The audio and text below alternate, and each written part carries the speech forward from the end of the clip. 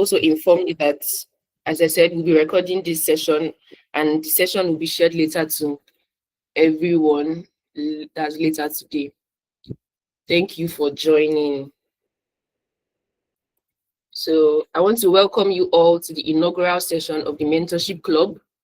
It is truly a pleasure to see you all here today. We are grateful that you have chosen to be part of this first gathering. Whether you are joining as a mentor, a participant, or a supporter of this vision, your presence matters, and today marks the beginning of something that we believe will be both meaningful and impactful. I just want to let you all know that today is not just about attending a session. It's about stepping into a community that is intentional about growth, leadership, and accountability. The Mentorship Club was created for a simple but powerful belief that no one grows to their full potential alone, and that the right guidance at the right time can change the trajectory of a life and a career. Over the next 90 minutes of this session, our goal is to share the vision and purpose behind the Mentorship Club, explain how the mentorship journey will work, clarify what is expected from everyone involved, and help you understand how this community can support your growth and how you can contribute to others' growth as well. By the end of today's session, you would have clarity on why the Mentorship Club exists, what the journey ahead looks like, and how to engage meaningfully from day one. We encourage you to stay present, participate actively, and approach today with an open mind. This is a safe space to learn, everyone. Ask questions and begin building connections. At the end of this session today, I would like to let you all know that there is going to be a space for questions. Feel free to ask questions. This is a safe space, guys. Feel free to ask questions and let's build connections. Once again, I welcome you all to the Mentorship Club. We are excited to have you here. So let's begin by taking a closer look at the vision behind the Mentorship Club and what we are building together. I will now hand over to Mr. Otse Ogori, that's the vision of the Mentorship Club. So I will now hand over to Mr. Otse Ogori to take it over from here. Welcome everyone again. We are glad to have you on this space. Thank you. Thank you very much, Grace, and welcome and good morning to everyone that is here. Please, with a thumbs up, can you just let me know if you can hear my voice? Can you also see me? And can you see my slide?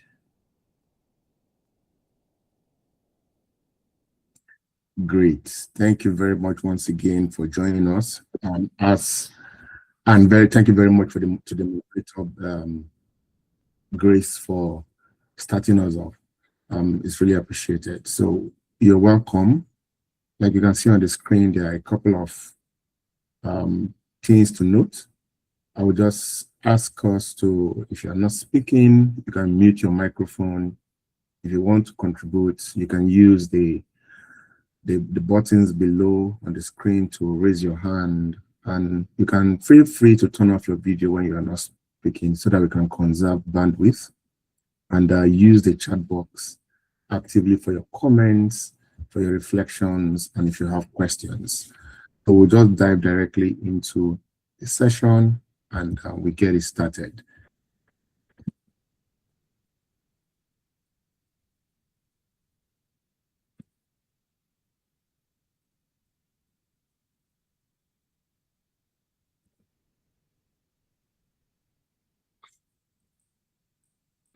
Just give me a moment. Looks like I'm having a challenge advancing the slides.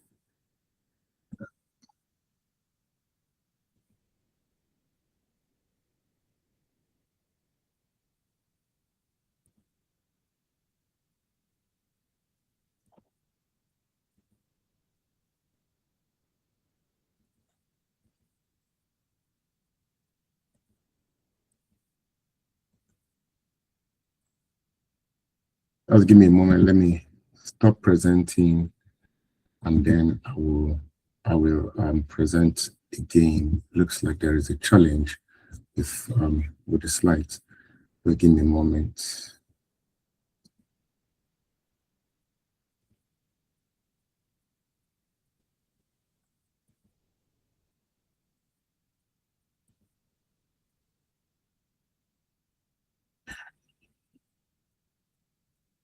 Yes. What view do you see? Okay, it seems I'm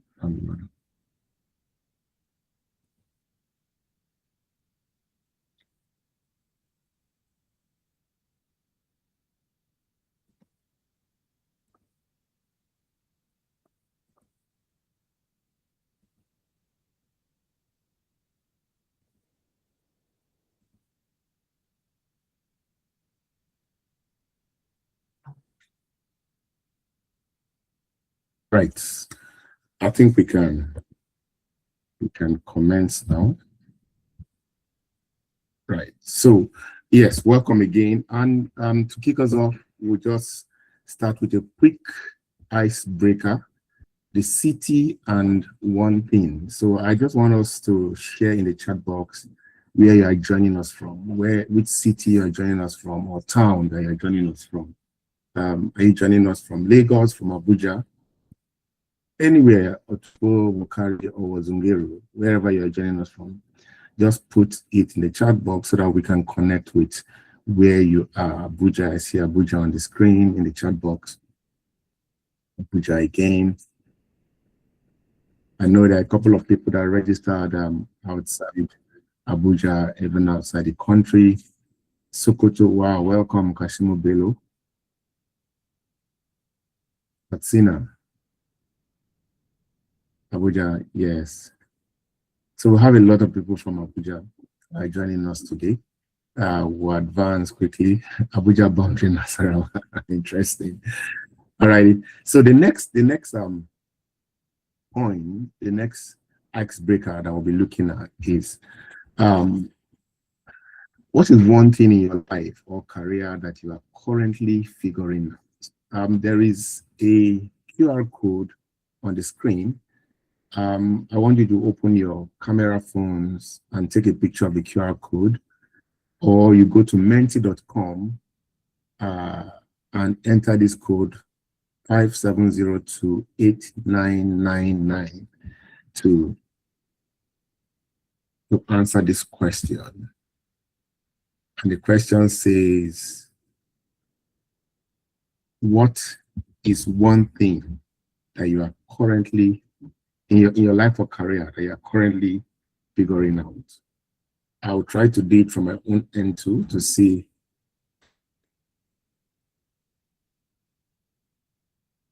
on menti.com. You can then add, it's completely anonymous, so nobody gets to know who is entering what information.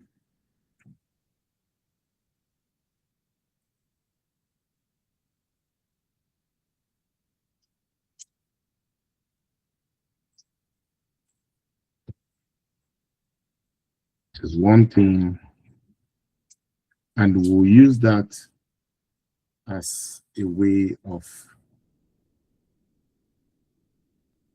strengthening this this session. Okay, what is one thing that you are currently figuring out?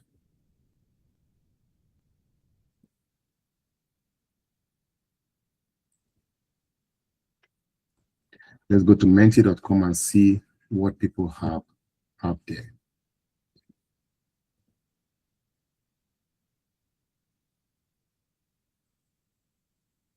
Time management, navigating career pathways, and personal development, confidence.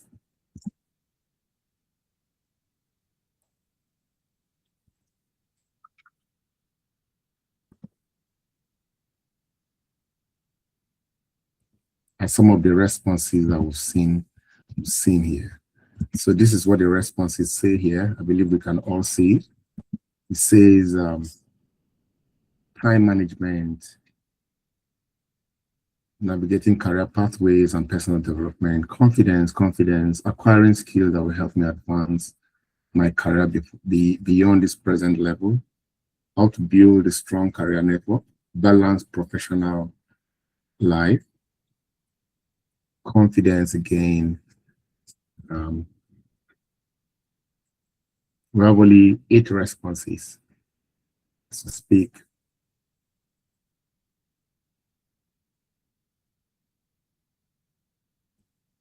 How to coordinate teams for better output.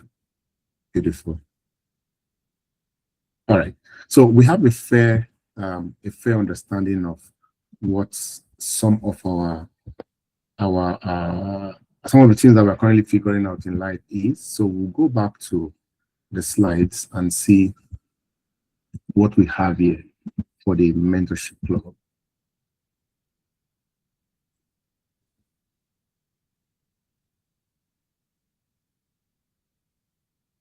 Right.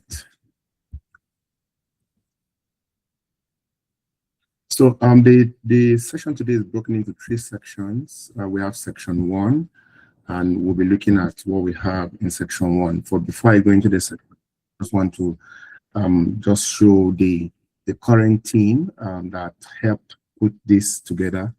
Obviously, you guys would have met Grace Ajayi, who is our moderator for today, and also Damilola Olani, who helped with the graphics for what you all saw on LinkedIn. Thank you very much, Damilola. Thanks, Grace, for your work today. And yours truly, who is also part of the team. The next slide says the mentorship club was next. We are open to volunteers to join. There will be a call for volunteers for both mentors and mentees in the coming days. So just to quickly introduce us to the mentorship club, like we all know, seen this over and over again, that the idea behind the mentorship club is to develop a purpose-driven community committed to developing young people into capable and principled leaders. So I've worked in the development space for over 20 years, and I've realized that one of the challenges that I faced when I joined was the ability to be mentored properly. But I also got the opportunity to be mentored by some senior colleagues that helped shape my journey in public health. And so that is how it is for every profession that you are in. We are hoping that this mentorship club will help structure mentorship within the space that we work in and beyond the space that we work in, because it will help us to help professionals to clarify their purpose, to build leadership capacity, to accelerate career growth, and to ensure that we have a blend of timeless principles and modern development strategies. If you look at the world today, there's so much to do. There is so much advancement. But one thing that I see that is lacking is people not understanding experience, knowledge, expertise down the line. They allow younger professionals to figure things out themselves. And the journey of life, we know, the journey of our careers could actually be cut. It could be less painful and less difficult. It will have mentors that will guide us along the way. The mentorship club was born out of the sheer desire to give back to the society. This is not a money-making venture. This is a venture that is built, designed to give back to the society by mentoring young leaders that will take up the helms of leadership in the years to come. Is to equip them with knowledge, with skills, and also provide the access to the needed networks that will help young people to thrive in their chosen fields, and also to grow into leaders who will positively influence their careers and also the community where they work in. I just want to state here that even as a mentor also has mentors. I've had the opportunity and the privilege to mentor a couple of people in my career journey, but I also have mentors that I run to, that I speak to, that I also watch either close one-on-one mentors or mentors that I learn from the life experience from a distance. Now, what are we building? What are we building as the mentorship club? We are, like I said, we are developing young adults that will be leaders of integrity, they'll be competent in whatever they are doing, and also provide impact in the space where they are. And it comes with these pillars. You have to decide. You have to decide to agree to be mentored. Then you have to discover yourself, who you are, what your potentials are. Then you have to develop those potentials. When you develop those potentials, you deploy those potentials. And the idea is that we'll have a new generation of purpose-driven leaders. And I just want to state here that in whatever we do, it's important for us to know that leadership is not accidental. Leadership is guided, it is formed, and it is multiplied. So we hope that our engagement, this journey together, will help us build a leadership that is guided and will multiply its impact over the years. So why does the mentorship club exist? We see that in our world today, we have a lot of young professionals that have talent but lack direction. A lot of young professionals that are growing through their career, but there is no structure that helps them to grow. A lot of people with ambition, but they are not guided on how to correctly place their ambition to grow their career, to grow their professional life. So the mentorship club aims to help us achieve some of these goals as we journey together. So in this journey, we hope that we'll have structured mentorship, have accountability and exposure, and we also have intentional growth. You know, there is potential everywhere, and not a lot of guidance. And we hope that this club will be able to provide a lot of guidance to young professionals as they navigate their career journey. What to expect on this journey? What are we expecting on this journey? This is not a destination, it's a journey. We're going to travel it together. We are going to go the long haul. And for us to be able to go the long haul, there must be some expectations. And some of these expectations were drawn from what you imputed into the registration form and what you provided as your expectation as we move forward. So what do you expect on this journey? Number one, purpose and clarity. You will understand your direction, your strengths. Some of the things that have been confusing to you will be clarified along this journey. I'm not going to do this alone. I'm going to be working with a lot of volunteers, a lot of people that I will engage with, a lot of mentors, a lot of facilitators will also be part of this program. Second, what do you expect? Leadership development. Someone says that everything rises and falls on leadership. Some people will say, "Oh, I'm not a leader. I'm just doing my work." No matter what you do, as long as somebody looks up to you, or somebody comes to you for you to clarify something or to put the person through, or for guidance, you are a leader. You could be a leader in your home, a leader in your office, a leader in your church or in your mosque, a leader in your community, the neighborhood where you live. But we are all leaders, and we need to build skills, leadership skills that will translate to real world impact. The thing about leadership is that leadership is a skill that can be built. There are some people that build their skills faster than others, but everybody have the capacity to be able to build leadership skills. Career acceleration is the next point. We are hoping that as we go on this journey together, we'll be accelerated in our career. We'll learn practical strategies for growth and for excellence. And the last point is mentorship, and we'll have a community. You have the opportunity to be mentored, and also a community that will provide guidance, that will provide accountability and meaningful connections.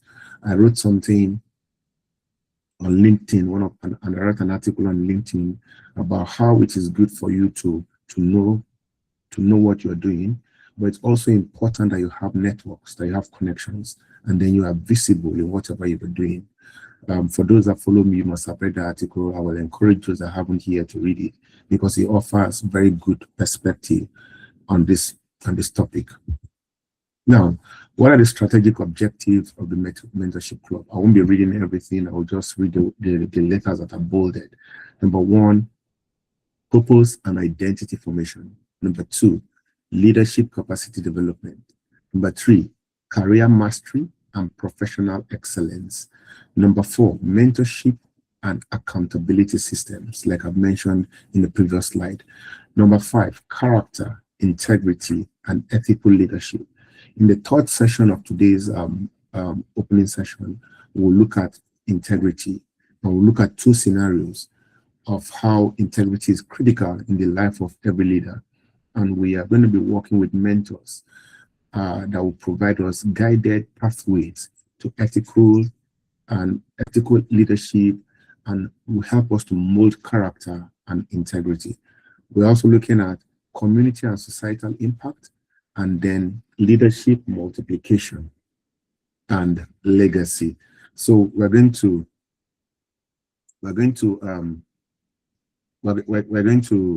develop leadership leaders that will carry this journey forward. So the idea behind this is that, like I said earlier, this is an opportunity to give back to the society. And we are hoping that people that will be part of the Mentorship Club will also be equipped, so much so that they will be able to give back to the community. And I'm hoping that the people that are here will sign up for that. Now, what is our strategic approach? What is the strategic approach of the Mentorship Club? We will have a quarterly mentorship experience in career leadership and development. Our first pillar, like I said, is to discover our identity, discover our purpose in life, discover what our values are and the direction that our life is currently following. If you do an evaluation of your life, you'll be able to tell what the direction that your life is currently going is. I do have annual review of my life. I have quarterly short reviews of my life, but at the end of every year, I do a retreat, I do a personal retreat, where I do an annual evaluation of my life. And I look at different aspects, different components of my life, my career, my professional, my spiritual, my family life, and some other areas I'm working on. And I try to identify what is going wrong, what is not. Then moving to the next point is pillar two, to develop. We have to build leadership. We'll build career and skills through mentorship and real-world application. We are hoping that we'll provide an opportunity through the Mentorship Club for us to apply whatever we are learning through these sessions. And then when we have this knowledge, when we build these skills and this expertise, we're able to deploy what we've learned. That's pillar three. We're able to deploy what we have learned, apply our knowledge in our respective work, in our leadership projects, and also to see how what we are doing translates to community impact. So that is the strategic approach of the Mentorship Club. The next slide talks about the structure of the Mentorship Club. The structure of the Mentorship Club. So we are starting with this session. We hope that this will be a 12-month cycle. So we have a pool of mentees that will work with over a 12-month period. There will be quarterly themes, and there will be monthly virtual learning sessions. There will be quarterly themes with monthly virtual learning sessions. The format is hybrid. We're having our first inaugural session online because it's easy to reach a wider audience. So there will be on-site engagement, there will be virtual engagement, and there will be digital engagement.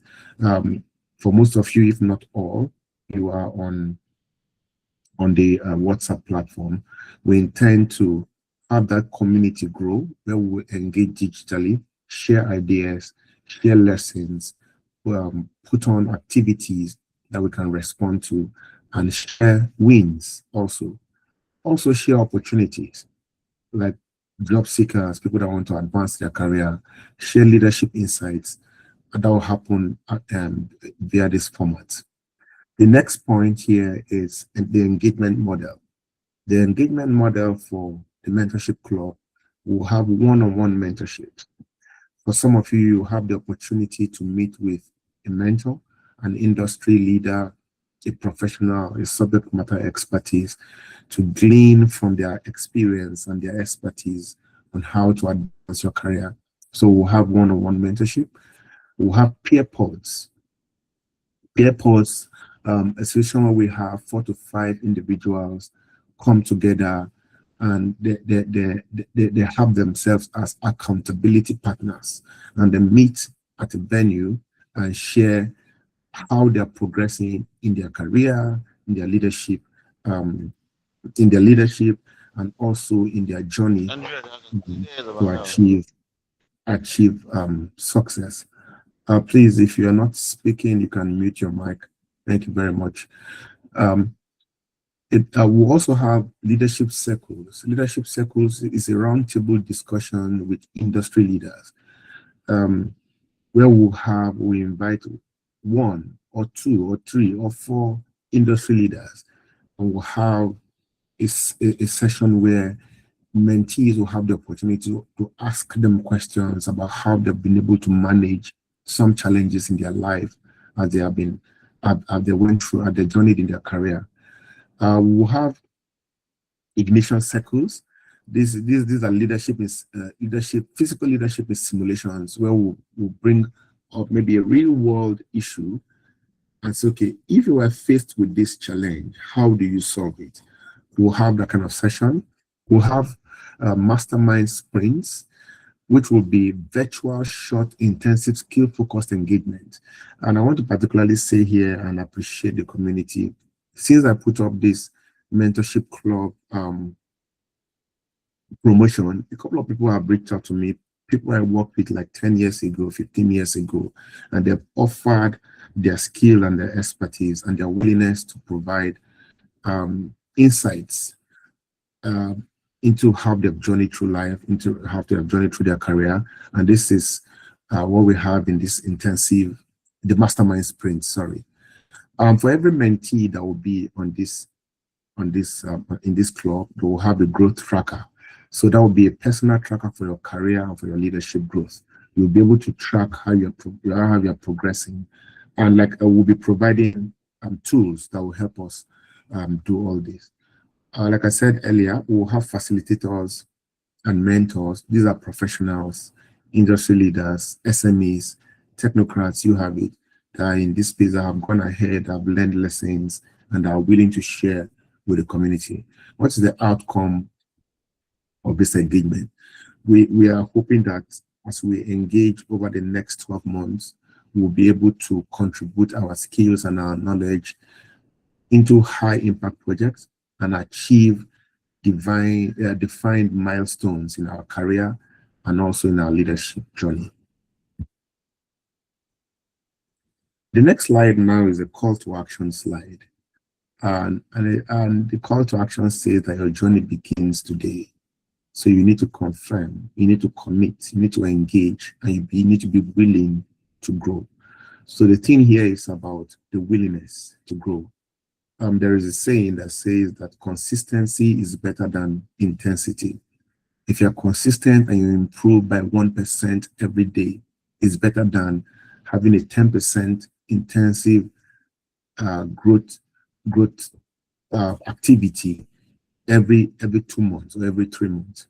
By growing 1% every day, your capacity, your knowledge, everything about you compounds. I don't know if any of us have read a book called The Compound Interest. It tells us how what we do compounds.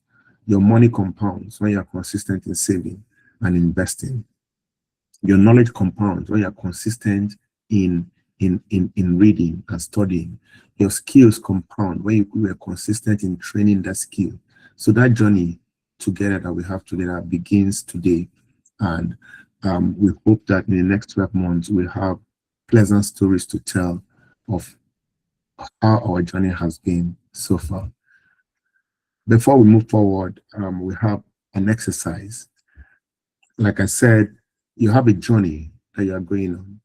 Now, the question is, by this time next year, if this mentorship works well for you, what should be different in your career or leadership life by this time next year? There is a QR code online. You can scan it and enter your questions, your responses. Sorry, you can enter your responses. Or you look below the screen there, you see a website. It's menti.com, menti, menti.com, menti.com, and then you can put in your responses, menti.com, and put in your responses. By this time next year, if this leadership and mentorship session works very well, what will be different in your career and in your leadership? I'll give time for folks to respond, and then I will show what we have on the screen. It's completely anonymous, so don't be concerned about who will read the response. It's completely anonymous. Thank you very much, Grace, for putting that on the chat box. It's menti.com. When you go to menti.com, impute this code that is below on the screen, 1519 2685. 1519 2685. Thank you very much, Chris. So I'll just give a few minutes, and I will project what folks are saying.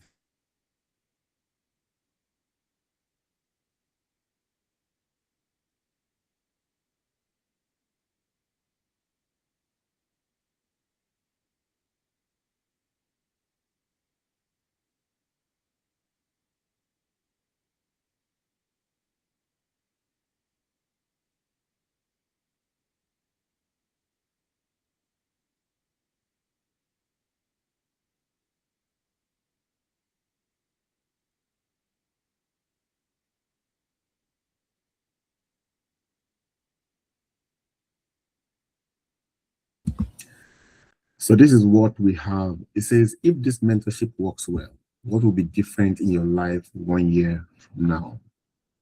Someone says increase confidence. Just give me a moment, please.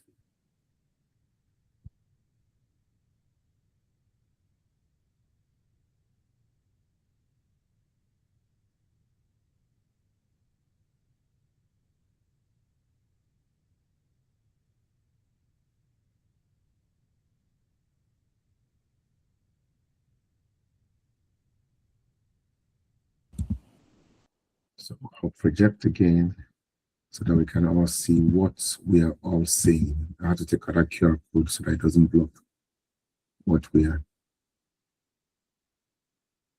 So someone is confidence, acquire more leadership skills to mentor others. Great. I should have built a stronger career network, leveraging on skills acquired from TMC. Excuse me. Be a better leader.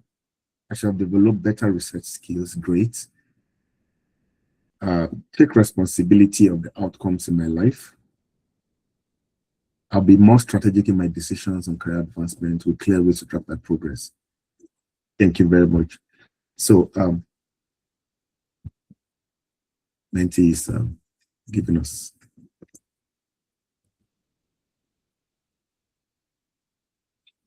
All right, there's a glitch. There was a glitch there, but we can now go back.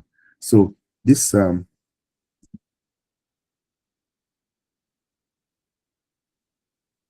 what we have here shows us what we plan to do in the coming where we plan to be in the coming year, and I'm hopeful that we'll be able to achieve this milestone as we journey together. Can you still see my screen, please?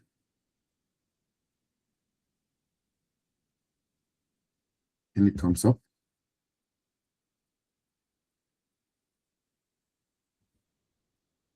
Great, great.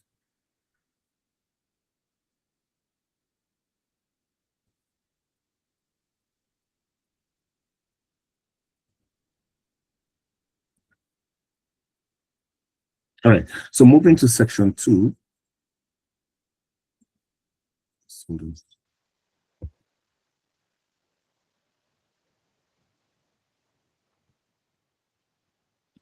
Moving to section 2 of our work today, we'll be looking at participant responses from the form that was filled.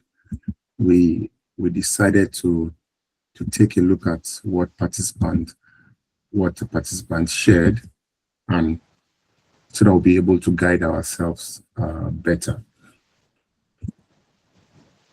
So we're going to do a review of participants' responses. Now, in terms of demographics, we have 76 respondents, and we see that a large population of people between the age of 31 years and above. 31 years and above, we have a lot of respondents. That's what forms the bulk of the respondents.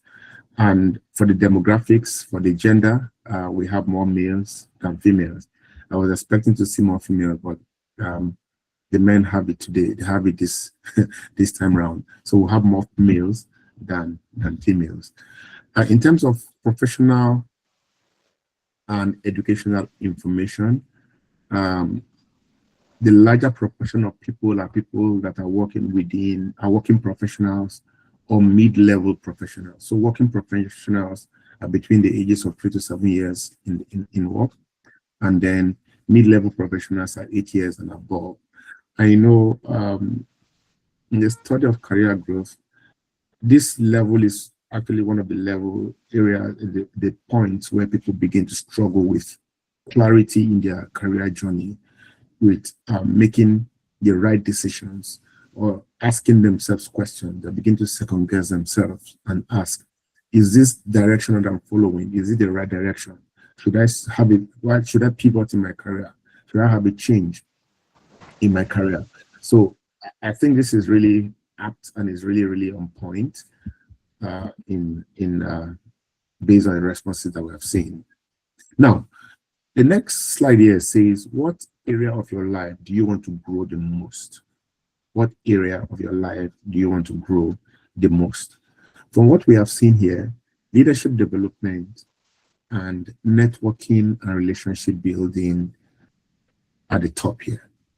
And very importantly, one of the critical things for us to notice that we cannot develop leadership without having networking and relationship building as one of the core of what you do. One of the most apt definition of leadership is that leadership is the ability to influence people. And for you to be able to influence people, if you're not speaking, can you mute your mic so that we don't get feedback? Thank you. So if you don't build relationship, you will not have a very good leader. You will not be a very good leader. So you might need to come out of your shell, so that you can connect with people. Maybe, I don't know if you have noticed, you might be very good in your work, in the area of work, and then there is this colleague of yours that is not so good, but it's a junior person. He knows how to connect with people. He knows how to work with people to get the job done. When it comes to the time of promotion, you'll be surprised that that individual is promoted ahead of you. It's not that you don't have a technical know-how to get the job done. It could be that you don't have the required network or the required relationships to be able to get the job done. As you go higher in life, what will matter less in your career's journey is not about what you can do, it's about who you can connect with to get the job done. So This is very, very apt and is very, very key. And it aligns perfectly with what the mentorship club is looking to do.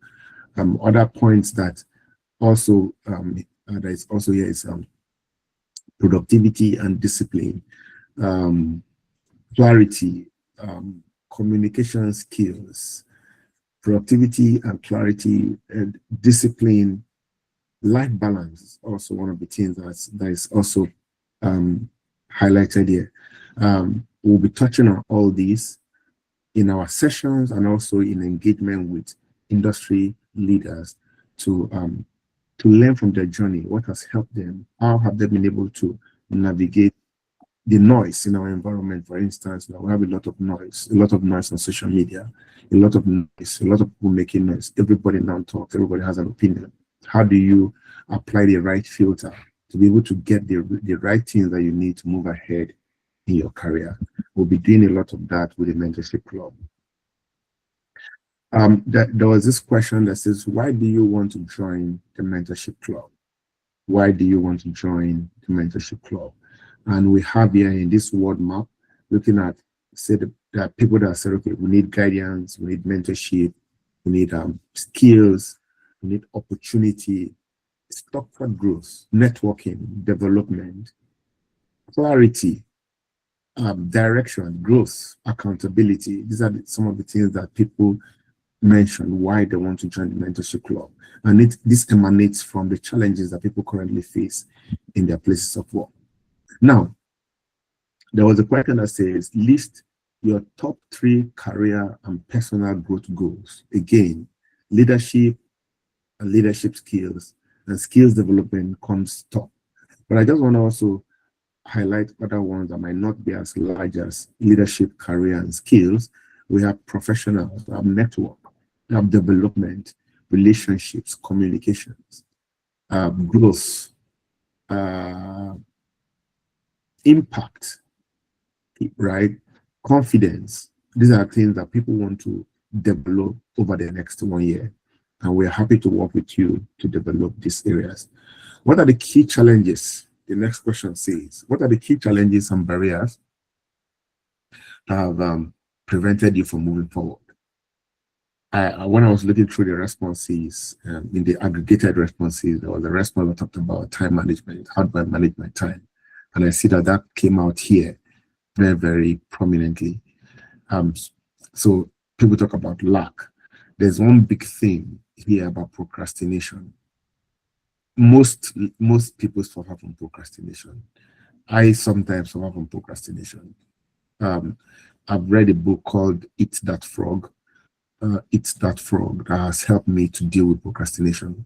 And also, there is this book about atomic habits. Yeah, it's called The Atomic Habits. That also helps you deal with procrastination. Confusion, opportunities. You don't have the right opportunities to advance. You have limited access. And limited access can be solved by the right networks, by the right people that you engage with. Difficulties, lack of confidence, mentorship, lack of mentorship. So all this will be solved with the mentorship club. So I think we're in a good place now where we can take questions. So I will open it up to anyone that has questions, and then we can look at your questions before we proceed. Thank you very much. Grace, I'll hand over to you. If there are questions on the chat box, where you can read questions, and then we can respond to them. Thank you. Thank you so much, sir, for that wonderful session. If you are looking forward to all Mr. Ogori mentioned in today's session, let me see your thumbs up. Thank you so much, sir, for that beautiful session. We are grateful. So it's time for questions. If you have questions, please drop it down in the chat box and we'll be taking questions. Mr. Ogori is here to answer our questions. So waiting for questions. And if you want to ask, if you want to speak, you can also equally raise up your hand. Then you'll be called to ask your questions verbally.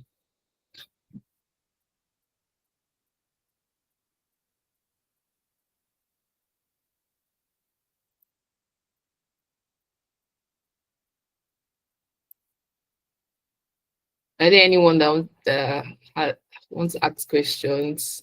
We're waiting for your questions.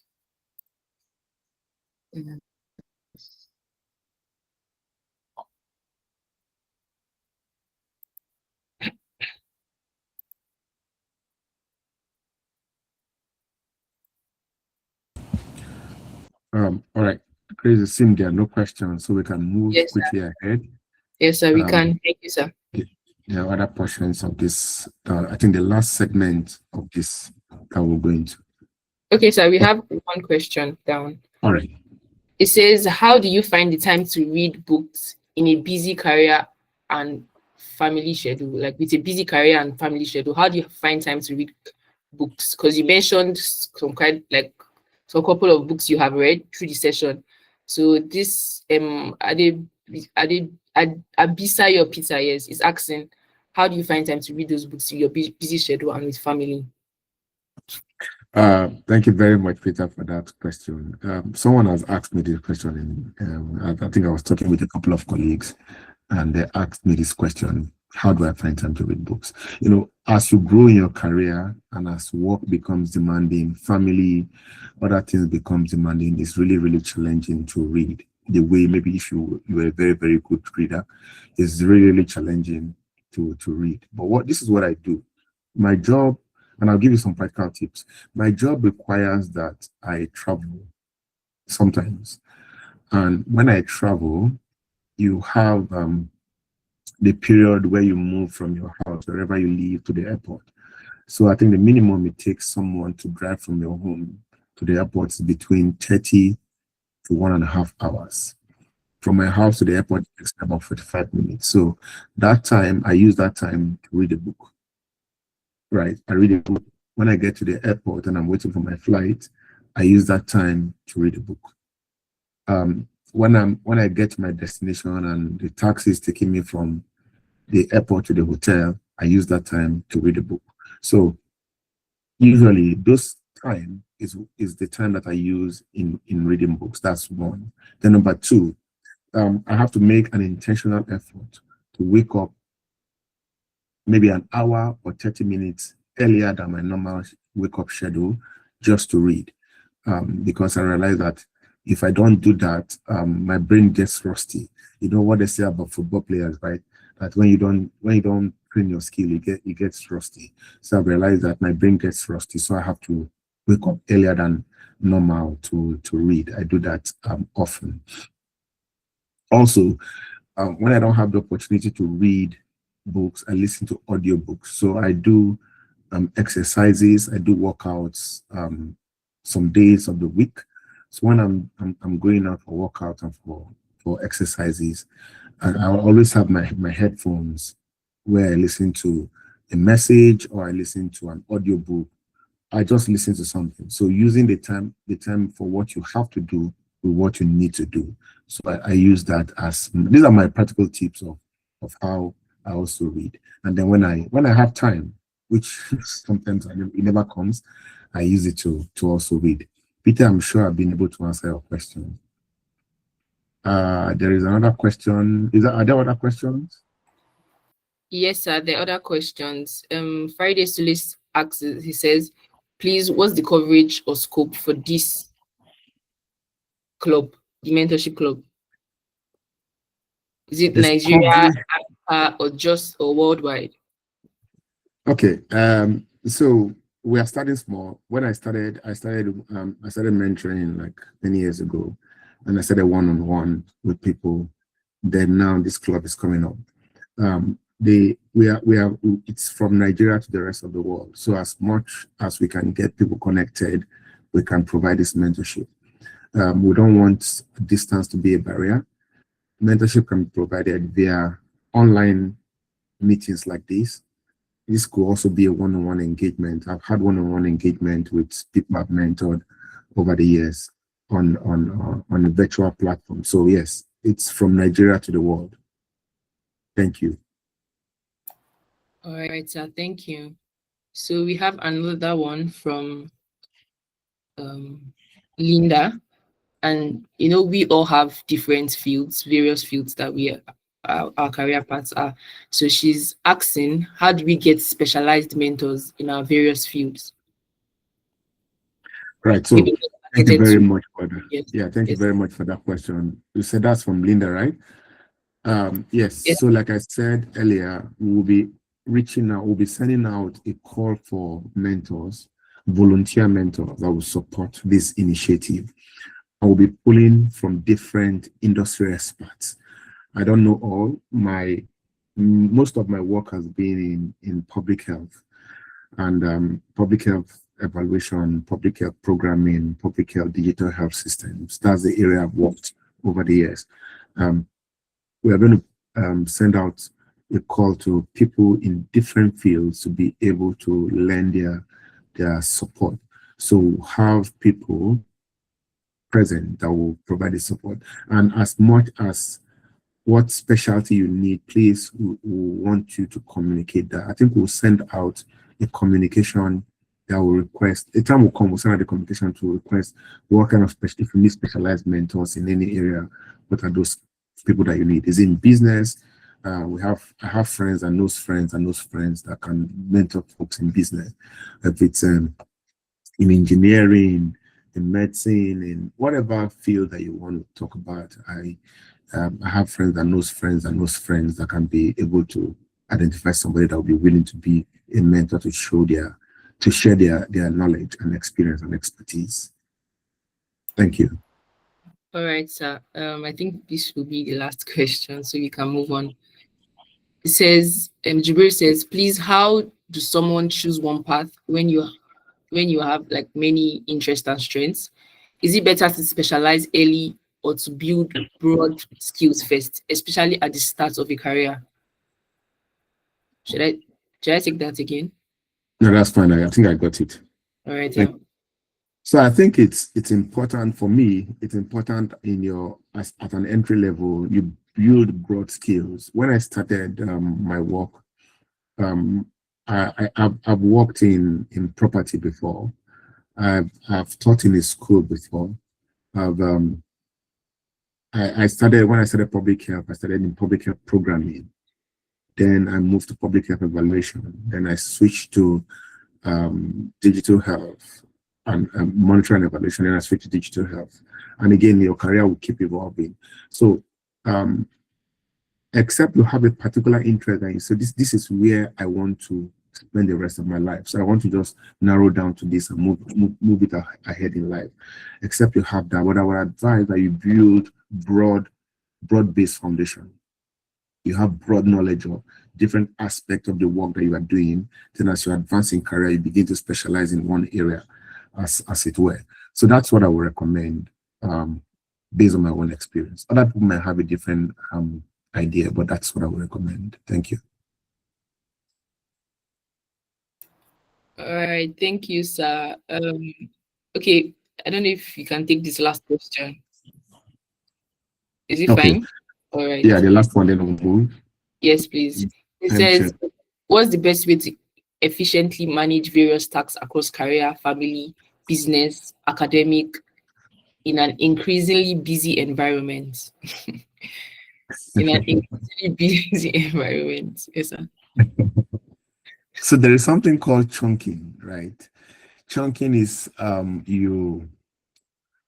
what's the way I can explain it now? Is you aggregate your common tasks and common activities. You put them together and you do them together, right? So I use chunking as a way of managing the different aspects of my life. So I'm a career person. I'm a professional. I'm a deep man of faith. I have a family. I have friends that I also connect with. So I try to chunk time that I use for this event. One of my biggest challenge while advancing through my career is the challenge of balance. And maybe one day we'll talk about balance in life, work-life balance. And the argument is that work-life balance is not that you allocate 50% of work to, or you allocate maybe 25% to family, 25% to work, 25% to spiritual, and 25% to friends and other relationships that you have. No, it might mean that today or in this week you spend 80% of time at work and maybe 20% time doing other things. What I'm trying to say here is that the distribution is not even. There is not even distribution. So that's the way to manage it through. Time will fail me to be able to break down the details of this, but I think we'll have one session on managing work-life balance. I've had a session like that some time ago, I think about 2 or 3 years ago. I had a session on managing work-life balance, which I'm willing and happy to share with the club. Thank you. So Grace, do we move forward? Because of our time, we have 30 minutes. Yes, sir. Yes, sir. We can move forward. Thank you, sir. Right. Thank you, everyone. So we'll move forward quickly so that we can make the most of our time.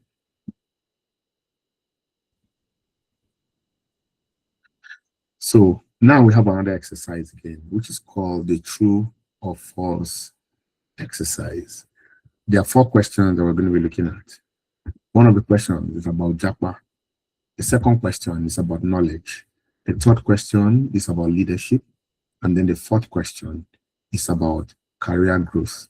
Or mentorship. So what I will recommend is that please scan the QR code and put in your responses. And then we'll project our responses to see what it says.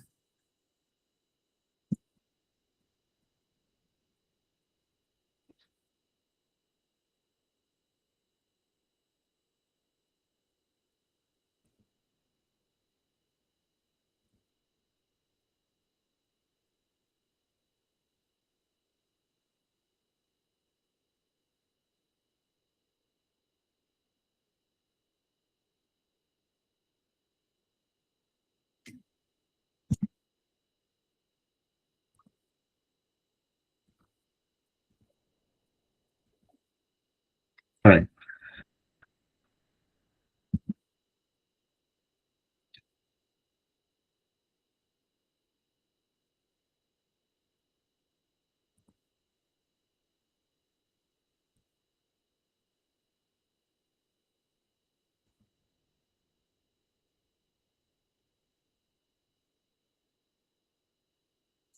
So we are starting the quiz now. We have, how many people do we have? We have 7 players, 8. Okay, let's go. Question 1.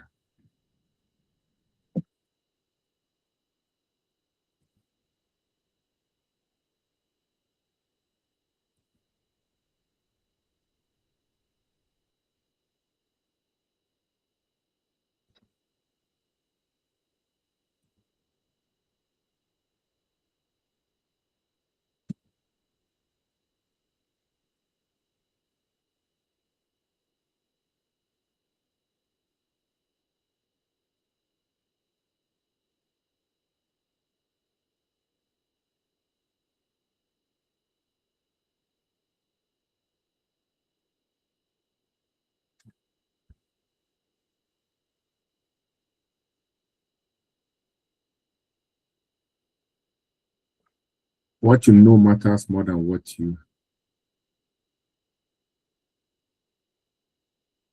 I think I got the question wrong here. So I mixed the question here.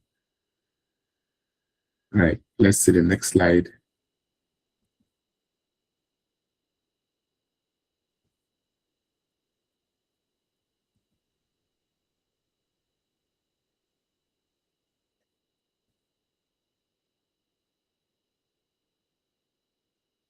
You can grow your career without a mentor.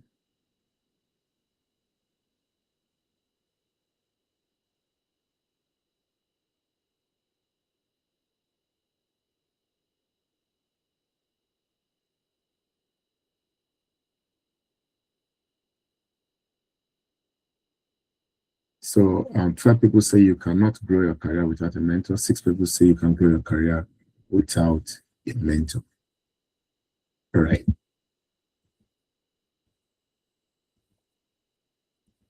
Thank you very much for this. We will now proceed with the presentation.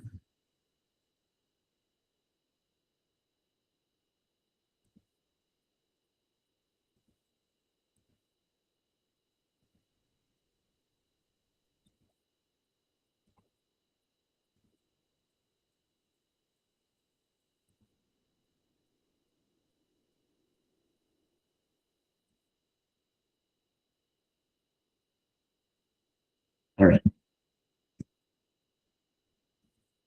Now, so to the section 3. So it says the integrity of a leader. That's the topic for the last session that we have, the integrity of a leader. So what does integrity mean to you? I would, instead of us going to Menti, I would just request I will put that in the chat box here so that we'll move it quickly. What does integrity mean to you? What does integrity? Just put that in the chat box. What does integrity mean to you? One word that defines integrity for you.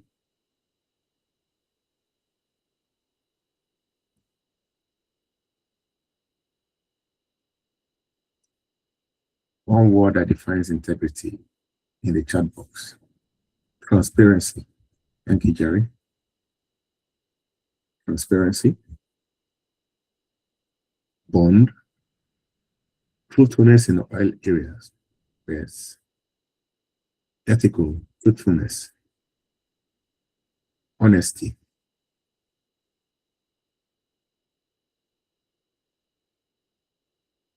Truthfulness.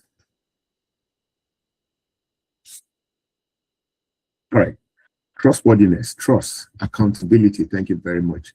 So yes, as we are keeping our points coming, I just want us to go to the next slide, which gives us two scenarios of something that happened across the world. Now let's look at these two scenarios. It says integrity is the foundation of trust, is the leadership and of leadership. So there are two scenarios here. The first one says that it looks at corporate ethics, and then the second one looks at political ethics, and which one tilts the balance the other way. So in 1982, Johnson & Johnson faced a crisis when Tylenol capsules were tampered with, causing deaths. Instead of hiding, the company recalled 31 million bottles, prioritizing public safety over profit. This act of integrity restored trust and became a benchmark for corporate ethics worldwide. Number two, political ethics.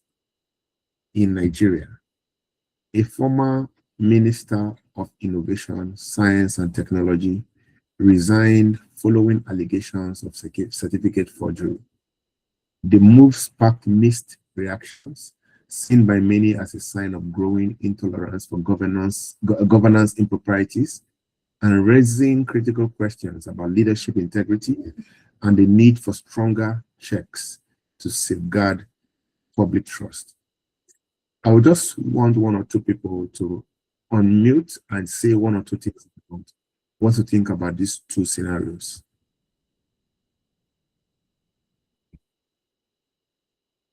Anybody can raise up their hand and then I'll call on you to unmute and speak. Don't be shy, please.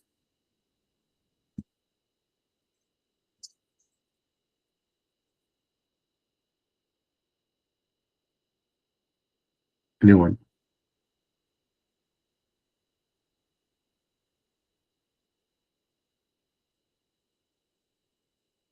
What do you think about these two scenarios? No one?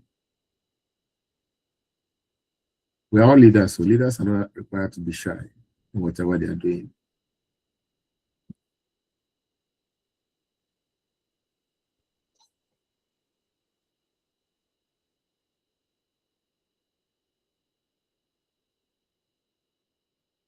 All right, since no one is speaking, I will just quickly speak about it. So yes, so this looks at two different scenarios.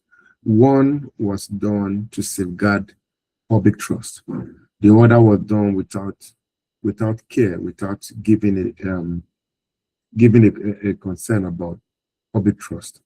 And we see that when these things are done, it will either build trust of people in you or destroy trust. Have you been in a situation where your boss or your line manager gives you a task to do and asks you, when will you deliver on this task? And you say, oh, I'll deliver on it in 2 days.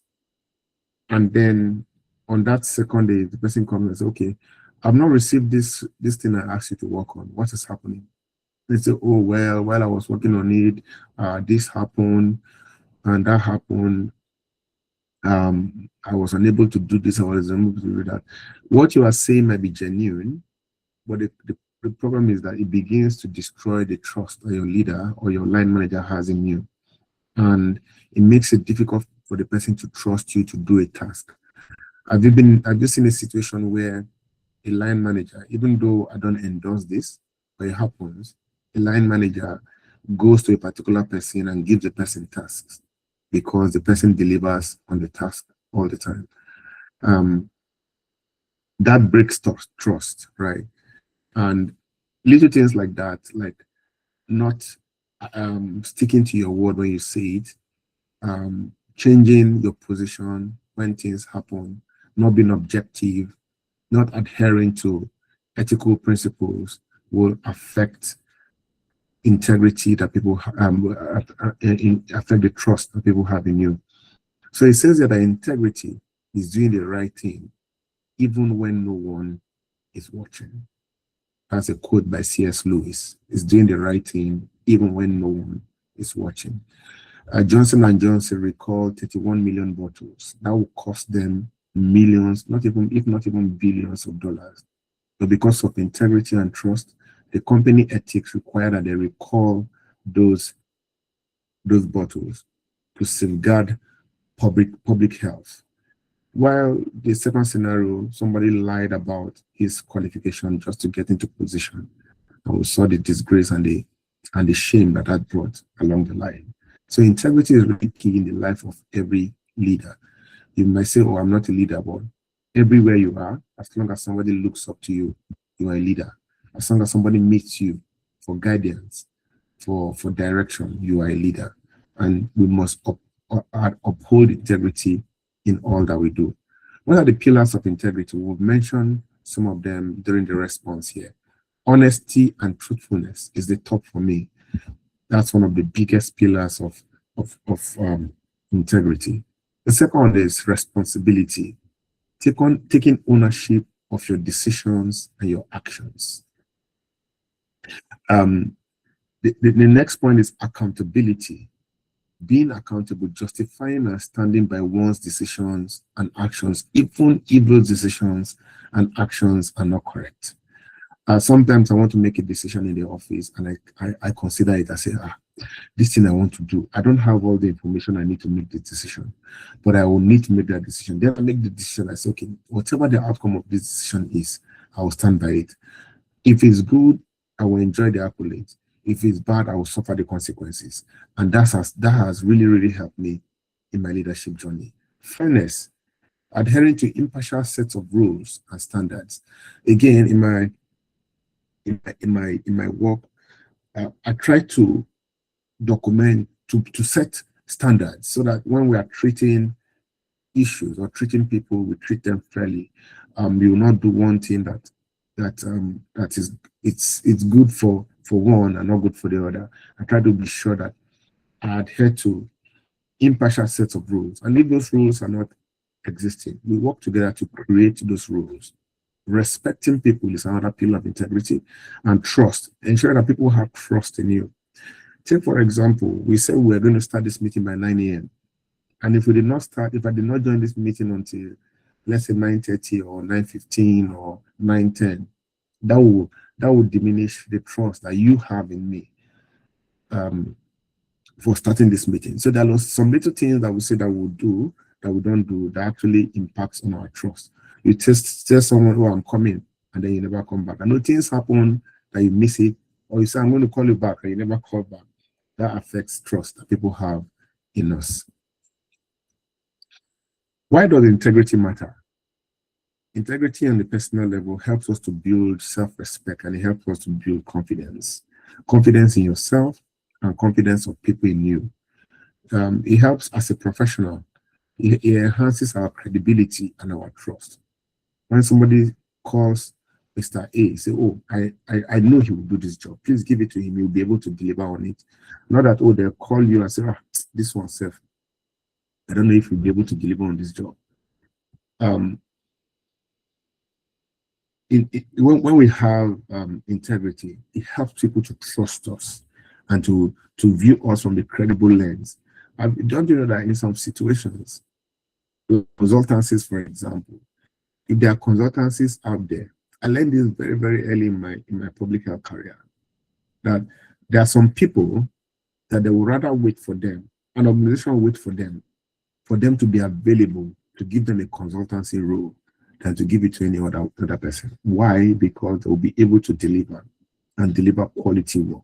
You give to other people and then they deliver shabby job and they request that you pay. So doing things like that can lead to integrity issues. Community helps to drive sustainable development. Integrity helps to drive sustainable development. Quickly, what is integrity in practice? There are challenges that makes us want to give in to things that will affect our integrity. What are those challenges? Peer pressure.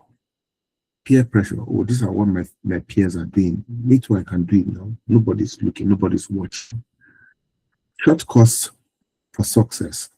In Nigeria today, everybody wants it sharp. Not only in Nigeria, everywhere in the world. And AI has made it much more difficult. People don't read reports again. When you send out a report, they'll put it in AI and ask AI to summarize it for them. And then they'll read the summary. And then, yeah, we want shortcuts to success. People don't want to go through the process of growing in their career. They want to be at the top. This can lead to integrity issues. Conflict of interest can also impact our ability to show integrity in our work. And what are the strategies to be able to address some of these things? You need to set clear values. What are your values in life? What do you uphold as an individual? Every individual, you need values that you will abide by. Every individual, you need, if you have a family, you need family values. As an individual, you need values. So that when things come your way that does not agree with your values, you can say, no, I will not do this thing because it doesn't agree with my values. Or you find a way of negotiating with either your supervisor or your line manager about some of these things. Practice transparency. Nobody can just be transparent. You have to practice it. So practicing transparency helps us to show integrity. When you want to make a decision, to make the decision open. When I make a decision in my place of work, there is a reason why I make the decision. And if that reason is wrong, it can be pointed out. But when I make a decision, I always put a reason behind making that decision. And it helps to protect my integrity. Seek accountability partners, people that can tell you to your favor, Ross, this thing that you did is wrong. Or my sister, this thing that you did is wrong. Accountability partners in this growth journey is very, very important. Because like we know, if you don't have somebody that you're accountable to, then you can do things that nobody can call you to order. Because integrity is not something you show others. It is how you behave behind their backs. Moving forward, what is the role of a mentor in the place of integrity? As a mentor has to model integrity. A mentor has to create a culture of trust and accountability. If people I'm working with in the office don't trust me, there is a problem. If they don't trust me to stand by them, there is a problem. If they don't trust me to speak for them in boardrooms, there is a problem. The next point here says, mentors can guide mentees through complex moral challenges. In my career journey, I faced moral challenges that was difficult for me. I had to share them with mentors. I say, this is what I'm facing. What do you advise that I do? Or from your perspective, if you have this challenge, what would you do? Mentors also instill professional values like honesty, responsibility, transparency. Mentors also foster critical thinking about ethical dilemmas, and mentors help mentees to internalize values and adopt professional ethics. So what are our key takeaways for today as we round up? What are our key takeaways? You may have yours, but I try to summarize what we have gone through today is that integrity is non-negotiable for success, and that mentorship amplifies integrity through guidance and accountability. If you remember the earlier slides, we talked about growth, structured growth. Then the last point here says, we require daily practice and conscious choices for us to show integrity in whatever we are doing. So this is the end of our session for today. I will open it up for questions now. And if there are no questions, then we'll move to the last part, which talks about commitment and ownership in this journey that we are embarking on together. Time check, we have about 7 minutes to look at questions from everyone. Grace, over to you if there are questions. All right, thank you so much, sir, for the session so far. We have a question from Ada Ogo. Please, you can unmute your mic and ask a question. Thank you. Yeah, thank you. I don't know if it's possible to say comments instead of a question. I don't have a question, it's a comment. All right, no problem. Yeah, Please go ahead, Anna. Okay, thank you. So I just wanted to put a comment about integrity, which we just listened to. Thank you, sir, for this section. I want to say that sometimes to having like right structures in place could like kind of, let's say, force one or mandate one to have integrity. Sometimes, for example, maybe one is an accountant and you have like all the checks in place and quality and auditing checks in place. So those kind of structures will, for example, make the accountant not be able to like steal money or like divert money. I'm not saying they don't have the potential to like evade money, but sometimes having like that right structure could, help one to have much more integrity. Yeah, that's what I need to add. Thank you. Thank you very much, Ada. The comments are well appreciated. And by the way, if I'll say something about Ada, Ada used to be one of my mentees.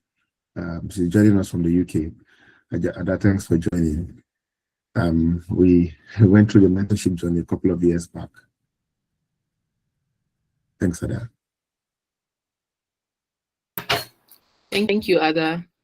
Please, do we have any other questions or comments or contributions?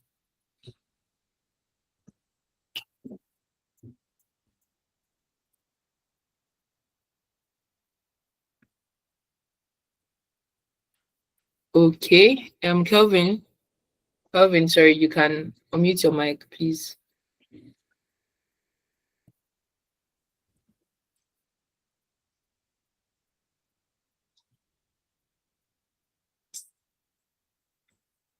Calvin, are you with us?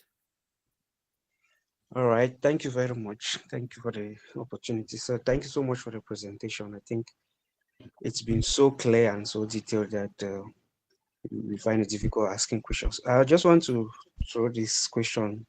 If you find yourself in a system where dishonesty is like a norm, what is the best way to go about it? To stay in that system, to try to make things better, or leave the system? Thank you. Thank you very much, Calvin. That is a very, very critical question in the life of any individual. So there are 2 points here. It depends on where you are, or what level you are in that system. As a leader of that system, you could look for how to change that system by having people that that are loyal to you, because it won't be everybody in that system that will, let me use the word corrupt, that are corrupt. So you can identify people that are like-minded like you, and you can work towards changing that system. There are step-to-step ways of doing that. It might take a long time, but it's possible. Number two, that sometimes the best thing is actually to leave that system, because if you don't, that system can consume you and it can destroy you, destroy your career, destroy who you are, and it might even sometimes lead to life-threatening situations.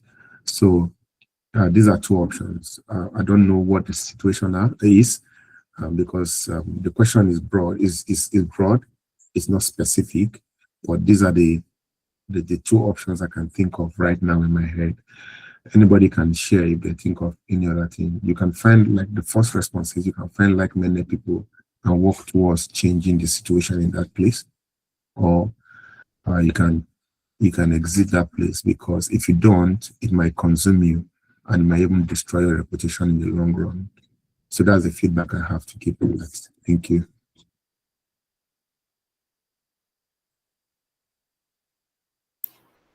All right, thank you, sir. We have a question from Grace. She says, how do you balance your integrity with leaders that want to hear the truth? How do you balance your integrity with leaders that want to hear the truth? Grace, are you saying don't? Okay, the second point. Are you saying don't want to hear the truth, or want to hear the That don't truth? want to hear, yes, okay, that don't want to hear the truth. Okay, that don't want to hear the truth. Yes, yes. So this is very, very tricky, particularly if you're working with very difficult leaders. What has worked for me is I try to, and it depends on what the truth you're trying to speak is. If it's a truth that you can speak to another leader that this person respects, you can pass it through that channel. But if it's a truth that if this person hears from another person, the person will know, oh, you have reported me to this person, that's why the person is coming to talk to me. And then you get a hammer for it. You need to pray so that God will guide you on what to do. But you can also speak to your leader in a very, very diplomatic way. I will use a story from the Bible. There was a man, King David. He sinned, and when he sinned, he committed sin, took somebody's wife, and killed the person, and married the person's wife. So the prophet went to tell him about what he did. He didn't go straight to him and tell him that, oh, this is what you have done. You killed the man, and you took the man's wife, and you married the man, the wife. God is going to judge and destroy you. No, he went with a story, and he used, some of you that are familiar with the story will know the story. He used an analogy of a man that has plenty sheep, and then his neighbor had only one sheep. This rich man went and took his neighbor's sheep and slaughtered it when he had a visitor come to visit him. So when David heard the story, he was greatly angry and said, whoever did this thing is going to pay. Then the prophet told him that you are the one that did it. So you can use the diplomatic way to approach situations like this, but you need to really think through it to know how to position your response. Or like I say, use a trusted senior or leader to speak to this individual, or pray for God's guidance to lead you on what to do. Thank you. Thank you, sir. We have a question from Yusuf Ismail. Yusuf Ismail, please, you can unmute your mic. Thank you. All right. Thank you, sir. I have two things. Sorry. I want to actually make a little bit contribution to the question being asked prior to this one. And I want to ask my own personal question as well. Am I audible? Yes, please. We can hear you. All right. Yes, you can go. For the Yusuf. person, okay, for the person that asked a question in regards to a corrupt system, if you find yourself inside, one thing I will actually say, and one thing I've learned is no, living is not actually vital, and staying is not always complicity. So the real key performance indicator is impact. So like you actually have to ask yourself question like, can your presence actually slow the corrupt system? Like, can you protect the integrity or even change the outcome? Even the incrementally, it cannot, but it cannot do anything. So if staying only normalize the wrongdoing and erodes your value, assist with your ethnic intact will be the best. But if staying also allows you to resist, like, or document or even reform without losing yourself, then endurance become what we can actually end. You can endure the leadership in there. So the decision is personal, like it's personal. It's actually attached to you. You will be the one to decide what you want. But integrity is not actually. I want you to know that it's not negotiable. So that is it. And going from the perspective of my own questions, what I have in mind, like I don't know if I can add two questions because there are two things that actually comes to my mind I want to ask. The first one is I've attended some mentorship programs. So many mentorship programs actually focus on inspiration and guidance, and few actually address power of dynamics, access or long-term accountability. So in your experience, what actually distinguish mentorship that truly transform a mentee into something they actually want from mentorship that is well intentional about what the mentee actually want? I don't know if you get the question. Yes, I get the question. So the question is that there's. Can we mute if you're not speaking? Thank you. Sorry, Yusuf, can you help mute your mic for a while? Thank you. All right. So what you're asking is that there's some mentorship sessions that are structured based on whatever the mentor or whatever the organizers want to provide, and there are some that should be structured based on the interest and the need of the mentees. So people have goals. They have the reasons why they set up sessions and activities, and one of the reasons could be to meet a need or reach a goal. So, and that could be the reason why people have those kind of sessions. But in the mentorship club, like we mentioned earlier, our goal is to look at what the need of the people are, and then we tailor our responses to what the people need. If you, most of you here fill the form, and in that form that you fill, there were questions that were asked. It's just for us to have an understanding of what are the needs of the people and how to tailor our sessions to speak to your needs. Like I said earlier, we'll also have opportunities to have industry experts to share in their experience. I want to say that there is hardly an experience that you are going through today that somebody else has not gone through. And listening to them, listening to their life story, listening to their experiences might provide opportunities for you to be able to learn one or two things that they did, so that you can advance in your career, you can make decisions, you can solve problems. That's the idea behind the mentorship club. We are not looking at having we have a list of items that we want to deal with during this 12 months, but we are also open to learn to identify the areas that mentees need, so that we can curate our materials to speak to those areas and to answer your questions. Even some questions that you might not be able to ask here, we want to see that by engaging, we'll be able to answer those questions before they come up. Did I answer your question, Lisa? Yes, sir. Yes, sir. You actually do. Okay. So, time check.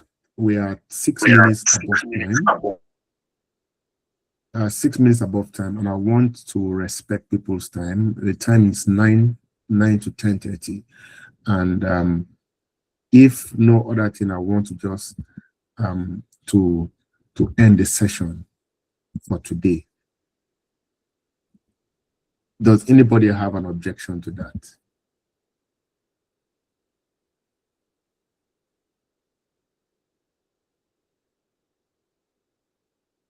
objection. So because of our time, we'll move quickly to just close the session. We have a commitment. It says ownership without pressure. What is the one thing you will commit to doing differently because you joined the mentorship club? You can decide to drop your responses in the chat box, or you can note it down in your notebook. But what's that one thing that you commit to do because you joined the mentorship club?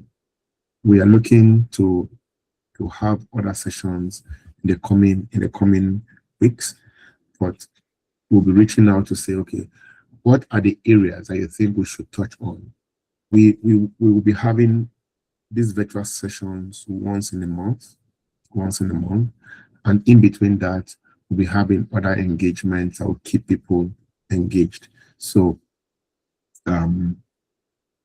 please let us know what is one thing you commit to doing differently because you joined the mentorship club. Before I hand over to Grace, I want to really say thank you to everyone that took our time to join this club and for your participation this morning. From what I see, it shows that this is a conversation that we need to keep having. Bring your questions to the WhatsApp platform. We'll discuss questions and provide solutions.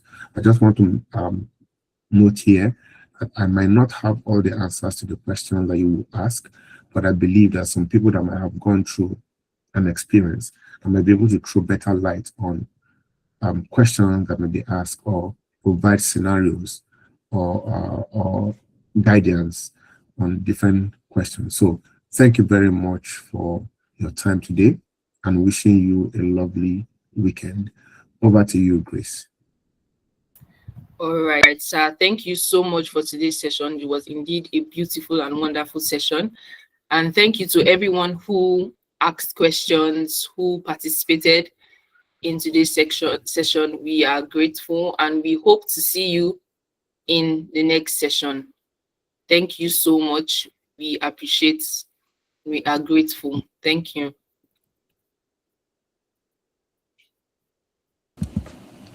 Thank you, everyone. Bye-bye. Yes. Bye. Bye. Goodbye.